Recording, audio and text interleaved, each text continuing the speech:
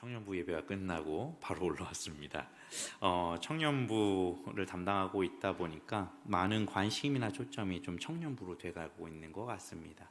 그리고 특별하게 제가 잘해서라기보다는 하나님께서 은혜를 주셔서 청년부 분위기가 조금 긍정적으로 좋은 쪽으로 바뀌어가고 있는 것 같습니다. 왜냐하면 작년과 올해 이제 고등부에서 이제 중고등부에서 올라온 이제 학생들이 잘 정착을 해줬어요. 그래서 너무나도 하나님께서 감사하게 그래서 두 자리 숫자를 넘었고요. 비전 트립에 갔다 와서 한 명이 또 새로운 청년이 출석을 하고 있어서 지금 재적이 조금 늘었습니다. 그런데 이렇게 분위기가 좋아지고 있기 때문에 담당 교육자로서는 걱정이 좀 됩니다.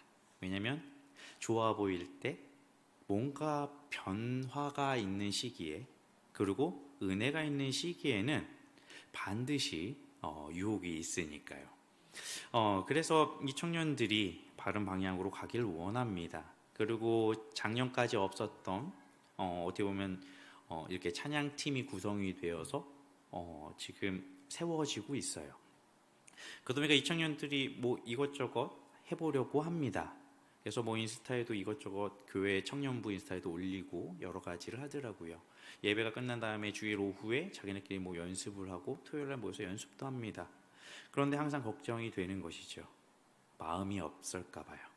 그 다음에 자신들이 하는 것들이 그들의 의가 될까 봐 저는 개인적으로 걱정이 많이 되었습니다. 그래서 이것을 잘 넘어갈 수 있고 이겨낼 수 있는 방향성을 어떻게 제시할까 하다가 방법은 정말 겸손한 마음을 지금부터 계속 가르치고 연단해야 되지 않을까라고 생각이 되었습니다. 이 야고보서의 저자 우리가 다 알고 있죠. 예수님의 형제 야고보입니다. 구약 히브리어로 본다면 야곱이에요. 야고보라는 게 어떻게 보면 야곱이라는 단어 이름이랑 동일한 것이고요. 유대인 그리스도인들로 구성된 예루살렘 교회 지도자였습니다. 그리스도인이면서도 유대인들에게 지지를 받았던 지도자였죠. 행위적인 부분이 부각되는 것처럼 보여지기 때문에 종교개혁 당시에 이제 천주교, 가톨릭과 대립하고 있었던 루터는 은혜를 강조해야만 했습니다. 그렇기 때문에 야고보서를 지푸라기 서신이라고까지 말하기도 했었습니다. 하지만 야고보는 교회의 질서와 평화를 가져오는 어떻게 보면 그 본질적인 지혜 그리고 그거에 따른 열매에 더 관심이 있었던 것으로 보입니다. 또한 야고보는 예수님의 형제였고 많은 것에 예수님께 영향을 받았던 것도 분명할 것입니다. 그래서 유대인으로서 구약 말씀과 또 예수님의 가르침에 다 영향을 받았던 것 같습니다. 그래서 대표적으로 예수님의 산상수훈과 잠언 같은 지혜서에 많은 영향을 받은 것으로 추정할 수 있습니다. 그래서 이 야고보서의 내용이나 그 방식들을 보면 구약의 지혜서와 비슷하다라는 것을 알 수 있고요. 야고보가 이러한 지혜의 교훈을 어떻게 보면 모아놓은 어떻게 보면 구약으로 따진다면 지혜서와 비슷하다라고 볼 수 있을 것입니다. 1절 보면 이렇게 기록하고 있습니다. 너희 중에 싸움이 어디로부터 다툼이 어디로부터 나느냐 너희 지체 중에서 싸우는 정욕으로부터 나는 것이 아니냐. 정욕으로 인한 문제들을 지적하고 있습니다. 그런데 야고보는 이 시시비비보다는 원인의 본질 어떻게 보면 이기적인 태도와 고통에 초점을 맞추고 있다라는 것이죠. 공동체 안에서 큰 혼란을 만들고 있는 그 본질적인 원인을 지적하고 있다라는 것입니다.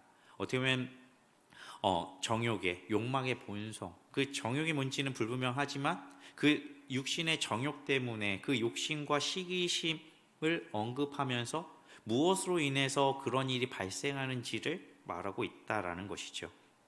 야고보는 공동체 안에 어떻게 보면 무질서하고 악한 모습들 지독한 시기와 이기적인 욕망으로부터 나온다라고 생각했던 것으로 우리는 추론해 볼 수 있는 것이죠. 예수님 당시의 유대인들 어땠나요? 예수님을 십자가에 못 박은 사람들입니다. 그들의 손을 못 박았습니다. 이러한 결정을 누가 선동하고 부추겼나요? 당시의 기득권자들이죠. 대제사장을 비롯한 사람들입니다. 그런데 이렇게 기득권들의 결정, 무엇 때문이었을까요? 구약의 말씀을 압니다. 메시아를 고대하고 있습니다. 근데 정작 메시아이신 예수님을 못 박습니다. 왜 그랬을까요? 바로 이들의 시기심과 야망 때문이라는 것이죠. 그 유대인 기득권층은 메시아를 기다리면서도 자신들의 기득권을 보장해주지 않는 메시아는 원하지 않았던 것입니다. 흔히 밥그릇 싸움이라고도 생각해 볼 수 있지 않을까 생각됩니다. 그렇기 때문에 이러한 갈등, 이러한 시기와 질투로 시작이 됐다고 볼 수 있는 것이죠. 이것이 정욕이라고 볼 수 있을 것입니다. 자신들의 야망을 위해서 정치적인 메시아를 원했습니다. 예수님의 제자들은 어땠나요? 예수님이 이제 왕이 되시면 한 명은 좌편에, 한 명은 우편에. 다 아시죠? 제자들마저도 그랬습니다. 예수님을 쫓아다니고 충성봉사하면 나중에 예수님이 높은 위치에 올라갔을 때 한 자리 차지할 수 있다라고, 그러기를 바라면서 있었다라는 것이죠. 어떻게 보면 자신들의 야망을, 그리고 자신들의 욕심을 채워줄, 이득을 보장해줄, 어떻게 보면 메시아, 정치적인 메시아를 원했던 것입니다. 다윗과 같이 세상에 강력한 나라를 세우고 세상을 제패한 세속적인 강력한 지도자를 원하는 것이죠. 자신들이 만족할 만큼이에요. 그리고 자신들이 유익할 만큼이에요. 하지만 예수님의 가르침은 무엇이었나요? 그런 것과 동떨어져 있었습니다. 자신들이 기대하는 모습이 아니라는 것이죠. 소외받은 자들과 함께하고 죄인이라고 여겨지는 사람들과 함께 식사를 하고, 그 다음에 부정하다 여겨지는 장애를 가진 사람이나 질병을 가진 사람들과 함께하고 접촉했다라는 것입니다. 그리고 그 결과가 예수님의 십자가에 자신들의 손으로 못 박았습니다. 또한 이러한 시기는 질투와 같이 움직이죠. 시기와 질투는 비난과 견제를 발생시킵니다. 왜냐하면 상대방을 어떻게 해야 되나요? 밟고 올라서야 되니까요. 상대방이 무너져야 되고요. 심지어 상대방이 제거돼야 됩니다. 이게 세상의 가치관이죠. 이것을 우리는 양육강식이라고 부릅니다. 또한 이 모습을 성경에서도 이 죄악된 본성의 모습을 시작부터 볼 수가 있습니다. 타락해서 에덴 동산에 쫓겨난 아담과 하와가 자녀를 낳았습니다. 그 자녀가 기록되어 있습니다. 그 자녀가 발생시킨 이슈, 사건이 기록되어 있습니다. 가인과 아벨 사건이죠.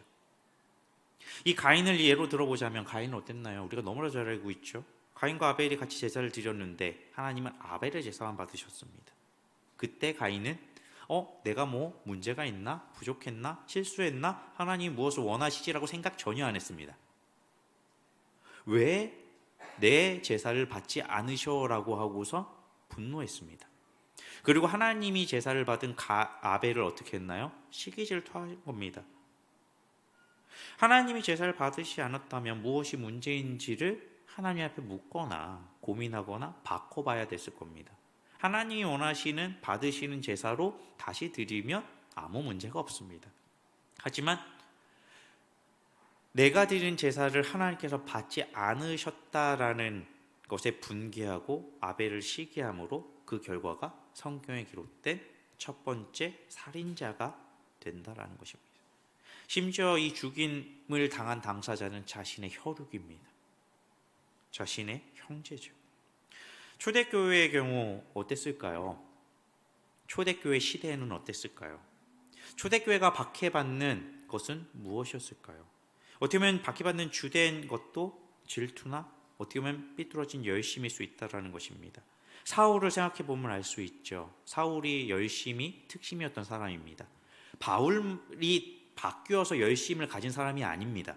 사울일 때부터 예수님을 만나기 전부터 굉장히 열심히 있는 사람이었습니다. 무엇에 열심히 있었나요? 유대교회에 열심히 있었습니다. 유대교회에 얼마나 열심히 있었냐? 사람 죽이는 것조차 쉽게 여겼습니다. 유대교에서 이단시하고 유대교를 반한다고 하면 어떻게 하죠? 죽는 것도 서슴지 않았습니다. 스데반 집사님이 돌 맞아 죽을 때 사울이 뭐하고 있죠? 그 자리에 있었습니다. 돌 던지는 사람들의 옷을 갖고 있었습니다. 이것은 무엇을 뜻하냐면 내가 이것을 책임지겠다라는 것입니다. 저 상을 돌로 쳐서 죽이는 것에 대한 책임을 내가 지겠다라고 그걸 보증하고 있었던 것입니다. 그리고 다메섹 그 먼 곳으로 잡으러 다녔죠. 그리스도인들을. 얼마나 열심히 있었나요? 사울은 이렇게 자신이 원하는 바를 온전히 이루고 구하는 바를 온전히 받았을까요? 하나님의 일이라고 생각했죠. 하나님의 상급을 구했을 것입니다. 하지만 하나님과 상관없는, 하나님이 원치 않으시는 열심을 갖고 있었습니다. 바로 받았을 수 있을까요? 사울, 그렇지 못하다라는 것이죠. 주님을 만나기 전에 사울은 전혀 이루지도 받지도 못하고 있고 그냥 자기 만족하고 있었을 뿐이라는 것입니다. 그래서 3절에 보면 이렇게 기록하고 있습니다. 함께 보도록 하겠습니다. 3절입니다. 구하여도 받지 못함은 정욕으로 쓰려고 잘못 구하기 때문이라. 예수님을 만나기 전에 바울이라고 불리기 전에 사울로 불릴 때 결국 자신의 정욕대로 사울은 살았다라는 것이죠. 하나님과 상관없었기에 자기는 의롭다라고, 그것이 하나님의 뜻을 이루고 있는 것이라고 생각했지만 그렇지 않았다라는 것이죠. 자신이 원하는 대로 해석하고 생각해서 구했던 것입니다. 자신들이 하는 것이 하나님의 뜻이고 하나님의 일이라고 생각했던 것뿐입니다. 그렇기에 진짜를 받기 원했지만, 그리고 구했지만 그 진짜를 받지 못하는 결과를 낳게 된다는 것이죠. 우리는 분명히 좋아 보이는 것을 구합니다. 누구나 그렇죠. 좋게 되기를 원합니다. 모두가 원합니다. 그래서 좋아 보이는 것들을, 좋게 보이는 것들을 구합니다. 하지만 받지 못한다라는 것이죠. 왜냐하면 야고보는 그 이유를 3절에서와 같이 정욕으로 쓰려고 잘못 구하기 때문이라고 분명히 얘기합니다. 이 말은 무엇인가요? 진짜 좋은 것이 무엇인지 모르고 구하고 있다라는 거예요. 좋은 것이 좋은 것인지도 모르고 구하고 있다라는 것입니다. 그렇기 때문에 좋지 않은 것을 좋은 것으로 여기고 구하고 있다라는 것이죠. 왜냐하면 내가 그것을 좋게 생각하기에 좋은 것이다라고 여긴다라는 것이죠. 그 기준이 나에게 있기 때문입니다.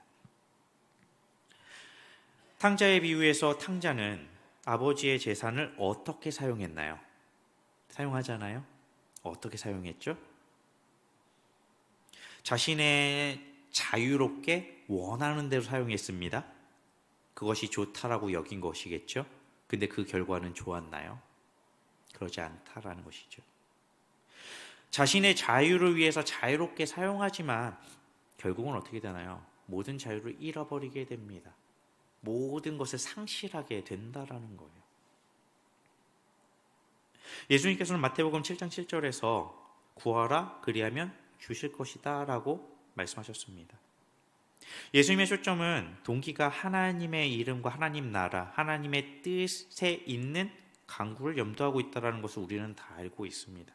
그렇다면 우리의 초점이 어디에 있고 우리가 무엇을 좋게 봐야 되고 무엇을 구해야 되는지가 분명해진다라는 것이죠. 우리는 영적인 싸움을 합니다. 단순히 육적인 즐거움, 그 방종을 위한 것이 아니라 이 육적인 정욕과 성령을 통한 영적인 은혜 가운데 치열하게 싸우고 있는 것이죠. 왜냐하면 하나님께서는 선물을 주시죠. 은혜를 주십니다. 그 선물 자체뿐만 아니라 그걸로 파생되는 모든 즐거움도 하나님께서는 주신다라는 거예요. 그렇기 때문에 결과적으로 우리는 무엇이 진짜이고 무엇을 원해야 하는지를 분명하게 알 수 있다라는 것입니다. 정욕의 쾌락이 아닌 은혜의 희락이 있어야 한다라는 것이죠. 하나님으로부터 오는 희락이 없다면 그 즐거움은 하나님이 주신 것이 아니라는 것입니다. 그래서 세상의 즐거움이라고 말하는 것은 쾌락으로 일시적으로 끝나고 그것은 결국 우리를 망치게 되는 것이죠. 우리나라도 점점 심각해지고 있는 게 있습니다. 무엇인가요? 마약에 대한 이야기가 굉장히 자주 들립니다. 그리고 심각해지는 것 같습니다. 제가 어릴 때에 비해서 훨씬 더 심각해지고요. 지금 우리나라가 안전하지 않다라고 말하는 단계까지 왔다고 합니다. 그런 것들 유익할까요? 그걸 하는 사람들, 그들이 말하는 그 기쁨은 어떤 것일까요? 그것이 정말 그들에게 즐거움, 행복을 줄까요? 아닐 것입니다. 돌이킬 수 없을 정도로 망가지고 돌아올 수 없을 것입니다. 하나님이 주시지 않은 것, 그 결과는 분명하다라는 것입니다. 세상과 벗대는 것, 그 이기심, 자기중심, 그것으로는 하나님이 주시는 것을 받을 수 없고 누릴 수 없다라는 것이죠. 하나님이 주시는 것을 어떻게 얻을 수 있을까요? 하나님이 주시는 것을 받는 자들의 공통점, 그것은 무엇일까요? 오늘 본문의 6절을 함께 보도록 하겠습니다. 6절입니다. 그러나 더욱 큰 은혜를 주시나니 그러므로 일러스되 하나님이 교만한 자를 물리치시고 겸손한 자에게 은혜를 주신다 하였느니라. 겸손이라는 것이죠. 겸손한 자에게 은혜를 주신다고 하나님이 하셨습니다. 그러면 겸손하면 은혜를 무조건 받을 수 있다는 것이죠. 겸손이 없다면 받을 수 없습니다. 겸손은 교만의 반대일 것이고 하나님과 원수된 모습은 자기중심적인 교만한 모습이기에 하나님과 원수되었는데 받을 수 없겠죠. 자기중심적이기에 자기의 마음대로 자유를 사용합니다. 그래서 방종이 되는 것이죠. 하나님의 뜻이 아닌 자신의 뜻대로 사용하고, 이것은 하나님을 배반하는 것, 하나님이 아닌 내 자신을 더 사랑하고 하나님보다 다른 무언가를 사랑하는, 어떻게 보면 간음이나 다름없는 것이죠. 왜냐하면 하나님이 아닌 다른 것을 더 사랑하기 때문에 그렇습니다. 세상을 사랑하고 내 자신을 사랑하기 때문이죠. 정욕은 결국 촉적과 목적이 하나님이 아닌 다른 것에 있는 것입니다. 마태복음 6장 24절에 재물을 예시로 두 주인을 섬길 수 없다라고 이야기합니다. 제가 봉독해 드리겠습니다. 한 사람이 두 주인을 섬기지 못할 것이니 혹 이를 미워하고 저를 사랑하거나 혹 이를 중히 여기고 저를 경히 여김이라. 너희가 하나님과 재물을 겸하여 섬기지 못하느니라. 재물이 대단한 능력이 있는 걸까요? 재물을 사랑하는 내가 문제인 겁니다. 재물을 하나님보다 더 가치 있게 생각하는 내가 문제라는 것이죠. 그래서 재물을 주인처럼 왕처럼 여기는 것입니다. 그래서 하나님을 외면하고 버리는 것이죠.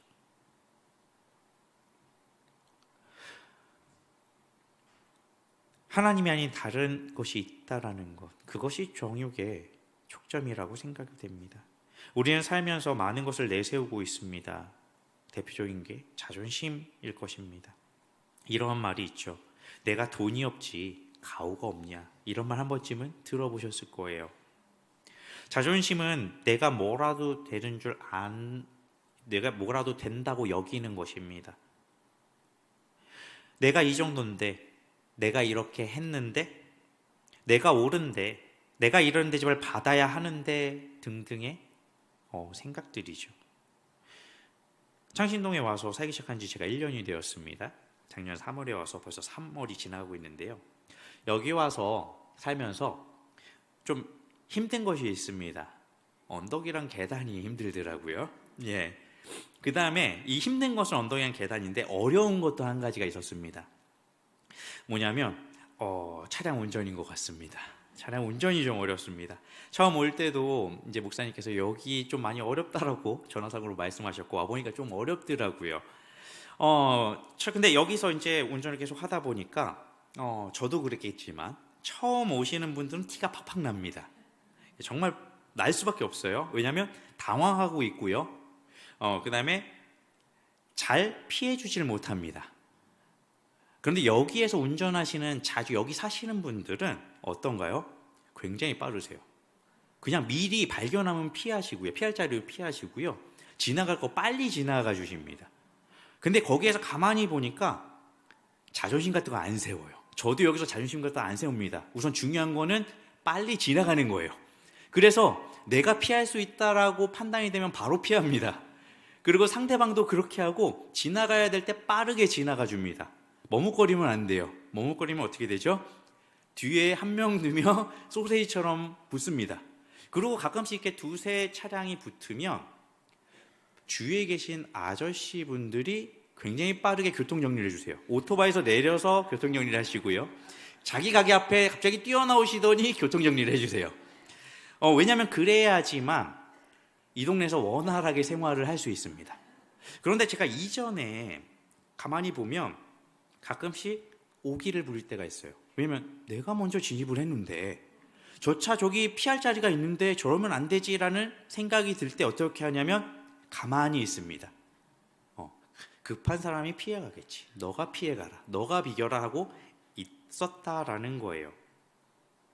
그 마음 어디서 왔을까요? 제가 그러면서 여기 살면서 그걸 배운 것입니다.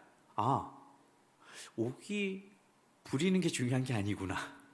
중요한 건 서로가 지나가야 되구나. 지금 기회를 놓치면 더 어려워진다. 자존심 세울 곳이 아니다. 자존심이 정말 부질없다라는 것을 경험했습니다.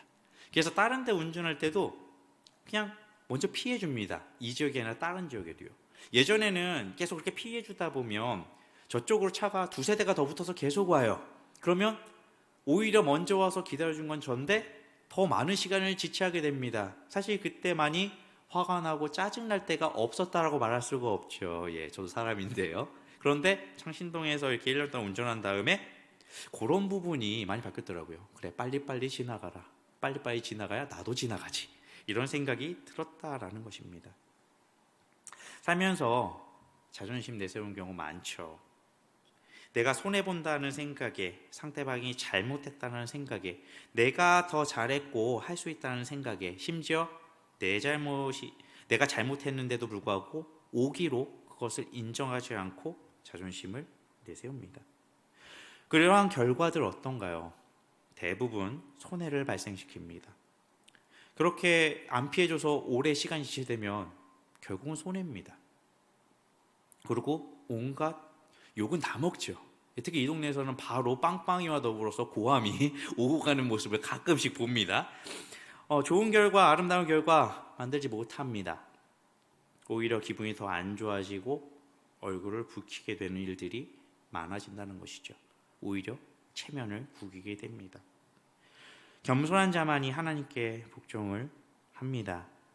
무능력함이 무엇인지 알게 되고 무엇이 진짜 중요한지 알게 되기 때문입니다. 기본적으로 내가 할 수 없을 때 무능력하다고 합니다. 그러나 내가 무능력하다고 해서 다른 사람도 무능력하다고 볼 수는 없죠. 하지만 나 외적인 부분에도 만약 불가능하다면 어떻게 될까요? 의지할 것도 없고 바랄 것도 없는 상황이라면 어떻게 될까요? 예수님과 제자들이 배를 타고 가다가 풍랑을 만났습니다. 제자들이 주무신 예수님을 찾죠. 물론 그 내용이 길게 적혀져 있지는 않습니다. 하지만 분명한 것은 제자들 중에는 어부들이 있습니다. 예수님은 어업에 종사하셨던 부분이 아니죠. 우리가 다 알고 있습니다. 목수셨습니다.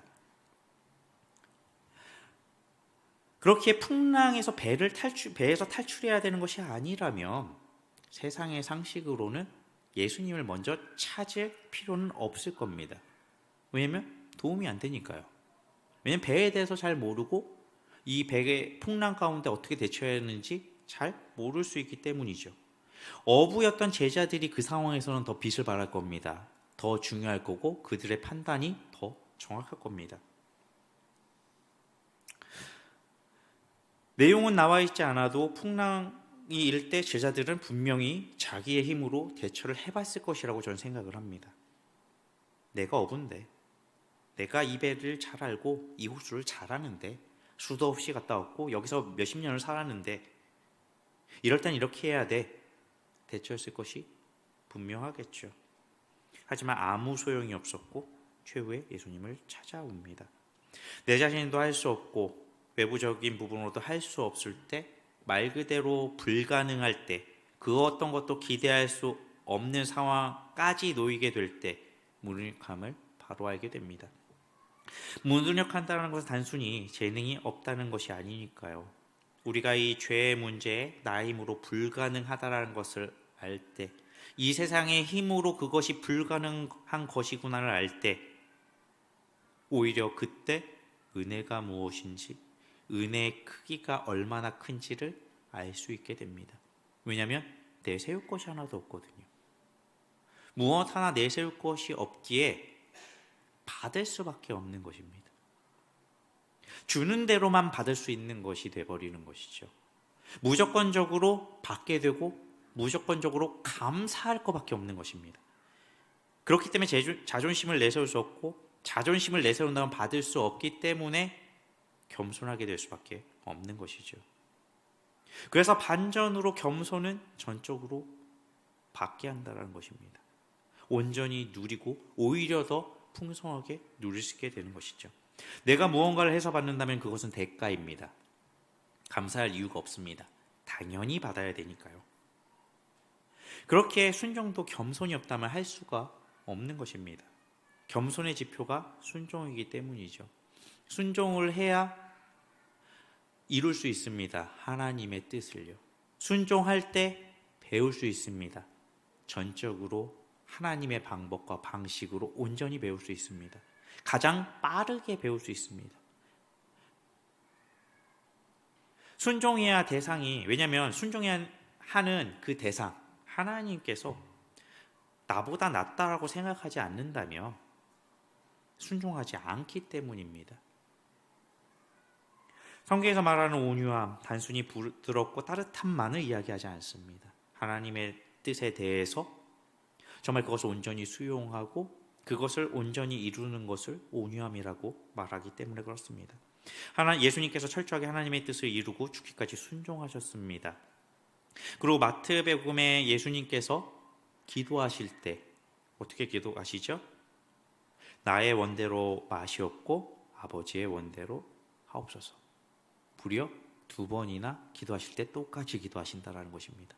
39절에서도 42절에서도 동일하게 기도하신다는 걸 보고 있죠. 아버지의 원대로, 나의 원이 아니라 아버지의 원대로 해달라고 기도하셨다라는 것입니다. 성경의 인물들의 핵심은 무엇인가요? 하나님의 뜻에 순종함에 있다라는 것입니다. 인물들의 배경이나 능력의 초점이 아닙니다. 성경 인물들 뛰어난 사람이 있고 부족한 사람이 있습니다. 하지만 그것에 초점이 있는 것이 아니라 하나님의 말씀에 순종했느냐, 순종하지 않았느냐가 초점이었다라는 것이죠. 아브라함이 믿음의 조상으로서 믿음을 보여준 그 믿음은 무엇인가요? 순종이었다라는 거죠. 히브리서 11장 8절 함께 보겠습니다. 히브리서 11장 8절입니다. 믿음으로 아브라함은 부르심을 받을 때 순종하여 장래 유업으로 받은 땅에 나아갈새 갈 바를 알지 못하고 나아갔으며. 아브라함의 믿음은 순종하는 믿음이었다는 거죠. 하나님을 신뢰했기에, 믿었기에 그분의 뜻에, 그분의 말씀에 순종했다는 것입니다. 갈 바를 알지도 못했는데도 불구하고요. 왜냐하면 어디로 가라는 말씀이 없습니다. 그냥 가라가 전부였기 때문에 그렇습니다. 그냥 가서 보여줄 땅이 있다라고 하는 그 무작정 간 게 아브라함이었습니다. 그것이 아브라함의 믿음의 어떻게 본질이라고 볼 수 있죠. 겸손해야 온유할 수 있고 겸손해야 하나님의 뜻을 행할 수 있습니다. 순종할 수 있는 것이죠. 전적으로 받으려면, 전적으로 하나님의 뜻을 이루려면 겸손해야 합니다. 내세울 것이 없기 때문에 나를 주장하지 않기에 경쟁할 필요도 없고 시기하고 질투할 필요도 없습니다. 분내거나 짜증낼 필요도 없습니다. 왜냐하면 나까지 게 뭐라고 말할 수밖에 없는 것이죠. 하나님 앞에 정말 내가 티끌과 같다라고, 정말 무가치하다고 여기고 받아들인다면 그냥 모든 것이 감사하고 모든 것이 은혜이고 모든 것이 하나님으로부터 온 것이다 고백할 수밖에 없다라는 것이죠. 내가 낫다고 여기는 교만에서 모든 문제가 시작됩니다. 이게 죄의 본성인 것이죠. 내가 다른 사람보다 낫고 싶은 욕망에서 문제가 시작이 됩니다. 그리스도인들은 이러한 정욕에서 벗어나 겸손을 이루어야 합니다. 우리에게는 이걸 도우시는 하나님의 능력, 성령님이 우리와 함께 계십니다. 그렇기에 성령님의 능력으로, 하나님의 능력으로 가능하게 된 것이죠. 겸손하지 못한다면 하나님의 말씀 받아들일 수 없습니다. 하나님의 말씀을 받아들이지 못한다면 믿을 수 없고요. 하나님의 말씀을 믿지 못한다면 순종할 수 없습니다. 하나님의 말씀에 순종하지 못한다면 은혜를 알 수도 경험할 수도 없게 된다는 것이죠. 하나님을 섬긴다고 하면서 하나님께 순종하지 않는다는 것은 결국 위선입니다. 율법을 그렇게 지켰던 바리새인들, 예수님의 평가는 위선자였습니다. 왜냐하면 두 마음을 품은 것이기 때문이죠. 이러한 잘못된 모습에서 벗어나는 방법은 겸손함으로 주님 앞에 내 자신을 낮추는 것입니다. 오늘 본문의 마지막 10절을 함께 보고 마치도록 하겠습니다. 10절입니다. 주 앞에 낮추라. 그리하면 주께서 너희를 높이시리라. 우리가 주 앞에 우리를 낮출 때 하나님께서는 우리를 높이십니다. 겸손으로 순종하여 하나님의 뜻을 행할 때 하나님의 살아계심을, 동행하심을 삶 속에 경험할 수 있는 것이죠. 하나님의 높여주심을 경험하게 된다라는 것입니다. 하나님의 말씀을 기억하시고 하나님 앞에 겸손한 성품으로 주님을 닮아 하나님께 전적으로 순종하는 삶을 통해서 하나님이 우리를 어떻게 높여주시는지, 우리가 하나님 앞에 낮출 때 어떻게 높여주신지를 경험하시고 확인하시는 성도님들이 되시기를 바랍니다.